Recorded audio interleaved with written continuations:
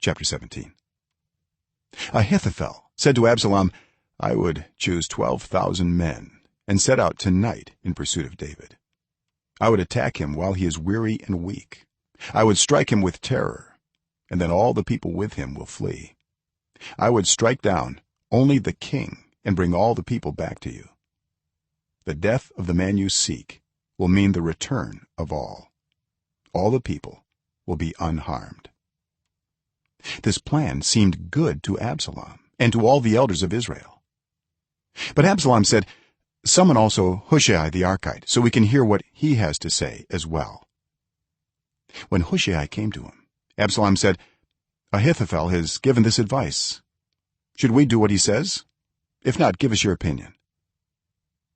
Hushai replied to Absalom, the advice Ahithophel has given is not good this time. You know your father and his men. They are fighters and as fierce as a wild bear robbed of her cubs. Besides, your father is an experienced fighter. He will not spend the night with the troops. Even now he is hidden in a cave or some other place. If he should attack your troops first, whoever hears about it will say, there has been a slaughter among the troops who follow Absalom. Then even the bravest soldier, whose heart is like the heart of a lion, will melt with fear. For all Israel knows that your father is a fighter, and that those with him are brave. So I advise you, let all Israel from Dan to Beersheba, as numerous as the sand on the seashore, be gathered to you, with you yourself leading them into battle. Then we will attack him wherever he may be found, and we will fall on him as dew settles on the ground. Neither he nor any of his men will be left alive. If he withdraws into a city, then all Israel will bring ropes to that city, and we will drag it down to the valley until not so much as a pebble is left. Absalom and all the men of Israel said, the advice of Hushai the Arkite is better than that of Ahithophel. For the Lord had determined to frustrate the good advice of Ahithophel in order to bring disaster on Absalom. Hushai told Zadok and Abiathar the priests, Ahithophel has advised Absalom and the elders of Israel to do such and such, but I have advised them to do so and so. Now send a message at once and tell David, do not spend the night at the fords in the wilderness.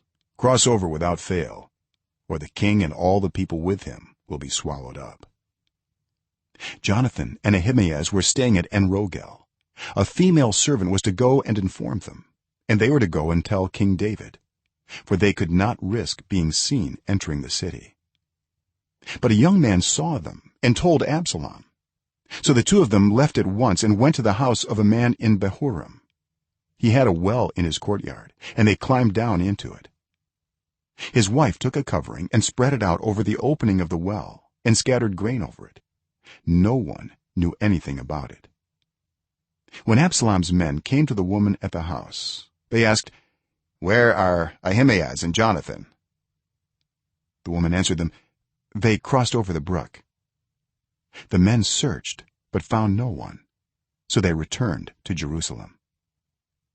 After they had gone, the two climbed out of the well and went to inform King David. They said to him, set out and cross the river at once. Ahithophel has advised such and such against you.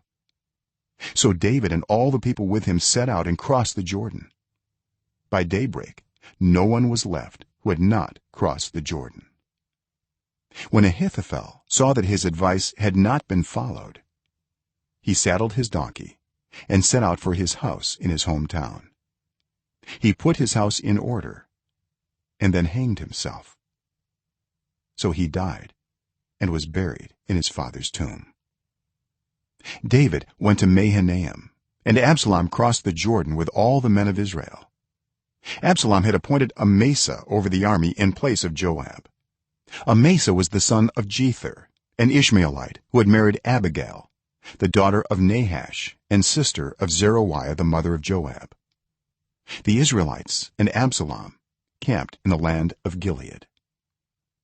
When David came to Mahanaim, Shobai son of Nahash from Rabbah of the Ammonites, and Machir son of Ammiel from Lo-debar, and Barzillai the Gileadite from Rogelim, brought bedding and bowls and articles of pottery.